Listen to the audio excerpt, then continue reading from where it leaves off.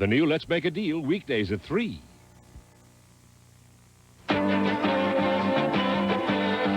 This is the Channel 2 Weekend News with Pam Moore, Dave Lopez, and Roy Firestone with sports.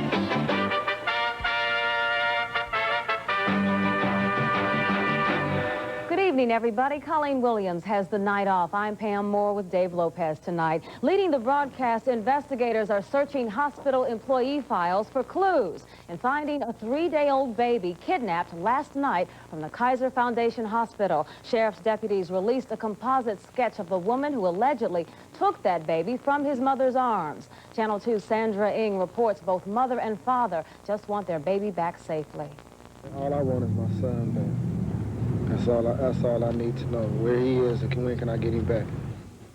As 17-year-old Robert Crenshaw pleads for the return of his 3-day-old son, the baby's mother, 16-year-old Janae Mitchell, lies in her hospital room bed, recovering from the shock of her son being taken away from her. Robert Crenshaw, Jr. was kidnapped last evening. Sometime between 6 and 6:30 last evening, a woman went to one of our patients, misrepresented herself, said that she wanted to take baby pictures of the infant, and disappeared. The suspect is described as a fair-skinned black woman with white spots in her cheeks, in her early 20s, 5'6", 140 pounds. Although the suspect identified herself as a student nurse, the witnesses say she was wearing a light blue top and dark blue pants, similar to this uniform which is worn by the housekeeping staff here. We have some eyewitnesses who saw the suspect in question. We're talking about a human life involved in here, and we just won't spare anything. We'll just put the entire resources of the Sheriff's Department together until we solve the case. Kaiser Foundation Hospital is one of the busiest hospitals for births in California. Last year, some 5,000 babies were born here. In its 19 years, there's never been a kidnapping until that of Robert Crenshaw, Jr. Just bring him back and bring him back safe and soon. Sandra Ng, Channel 2 News.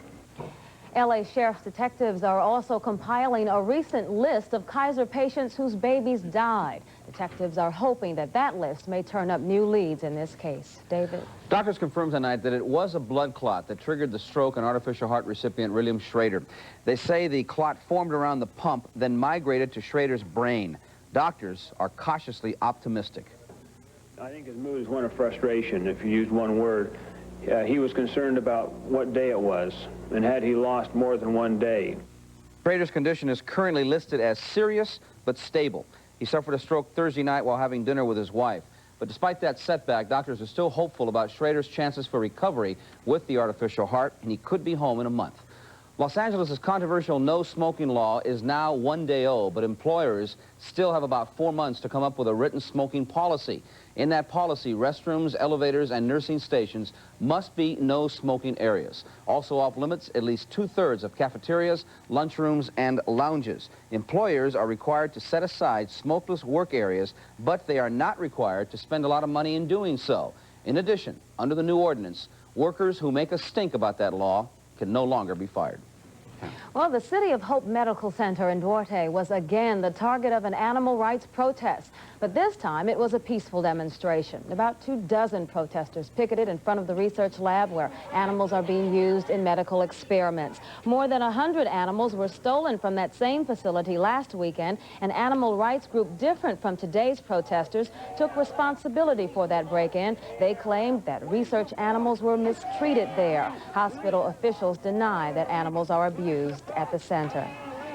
And in London, animal rights activists there have created a state of fear. The so-called Animal Liberation Front says it has spiked frozen supermarket turkeys with weed killer. The group says it is protesting the abuse of animals. Officials have already pulled turkey displays from several stores. A frozen turkey poisoned with mercury was found earlier this week in northeastern England. There have been no reported injuries from the alleged poisonings.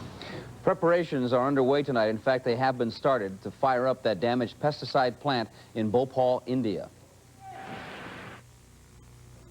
Officials say they want to neutralize the remaining 15 tons of the deadly chemical gas that leaked out 2 weeks ago. Both local safety experts and those from Union Carbide were on hand to supervise. We don't expect it anyway. Despite the safety precautions, residents of Bhopal are not taking any chances. More than 80% of the city's population has fled since word got out about the plant's scheduled startup. It was on December 3rd that a toxic gas leak from the plant killed more than 2,000 people. There is a chemical problem tonight right here in Southern California. The Highway Patrol reports 300 gallons of an extremely toxic liquid has been dumped in the Los Angeles National Forest. The area around Mount Emma Road and the Angeles Forest Highway is now being dug up and the dangerous dirt carted to a licensed hazardous waste dump. A hunter and 2 officers who found the toxic material were examined at a local hospital and released not hurt. Officials say there's no immediate danger to people or animals in the area because the area is fairly remote. No word tonight on who may have illegally dumped that substance. Well, Mother Nature has been dumping on most of the Southland tonight. Before the rain tapers off tomorrow, it's expected to leave just under a ½ inch of the wet stuff behind. And rain here means snow in the mountains. Driving is dangerous there, and travelers' advisories have been issued. In addition to traffic, the rain and wind have caused a few other problems, including minor power outages scattered around the city. And not to mention a lot of traffic jams. Seems that the rain brings out the worst in people when they drive. There's still much more ahead on the Channel 2 News tonight. Why are authorities so determined to get drunk drivers off the road? We have a view of drunk drivers through the camera of a highway patrol officer.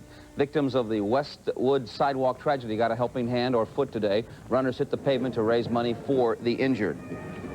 And Marina Del Rey skippers hit the deck and set a course for Christmas Fantasyland. All that in a minute.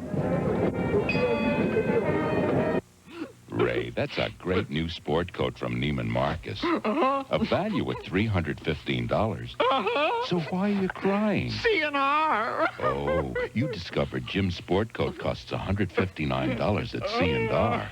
It's pure wool, fully lined, and made by the same manufacturer. And yours cost $156 more. It's enough to make a grown man cry. C&R, it's time you knew the truth. If it's luxury you appreciate, wait till you see this. The new 1985 Oldsmobile 98 Regency Brougham. It goes beyond the 98 in your mind to the 98 of your dreams. A technical marvel from the tread up that lets you ride in quiet splendor. Sophisticated instrumentation, handsome velour fabrics, and the ultimate in luxury, room for 6. With furs. There is a special feel in an Oldsmobile. At Toshiba, we think what you hear is just as important as what you see. So we offer you a video cassette recorder with a dynamic range that far exceeds conventional VCRs. A dynamic range so phenomenal, some speakers might not be able to handle it.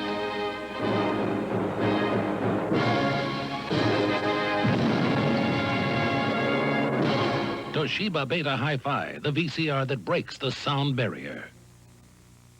It is messy outside, and that foul weather hampered CHP efforts to crack down on drunk drivers this evening. Sobriety checkpoints in the Southland were canceled because of the rain. But the CHP and most police agencies plan to continue the checkpoints through the holidays. And Channel 2's Kevin Boyle reports tonight on those and other police efforts to rid the highways of drunk drivers. This is the California Highway Patrol Sobriety Road Check. How are you doing this evening? Okay. The checkpoints were set up in several California cities in the hope of curtailing accidents caused by drunk driving. Using estimates that 1 in 10 weekend drivers are drunk, officials now think the checkpoints prevent drunks from taking to the road and cite last night's low arrest rate as proof of that. We stopped 1,025 cars last night, and we looked at 9 people, and as a result, we arrested 1 person for driving under the influence of alcohol.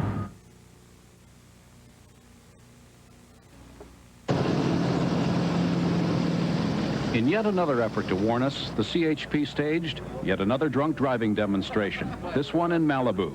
We've seen them before, where they have VIPs take a few drinks, then drive a test course to see how badly they do. These demos are intended just to re-emphasize a point. The demonstrations are predictable and sometimes amusing.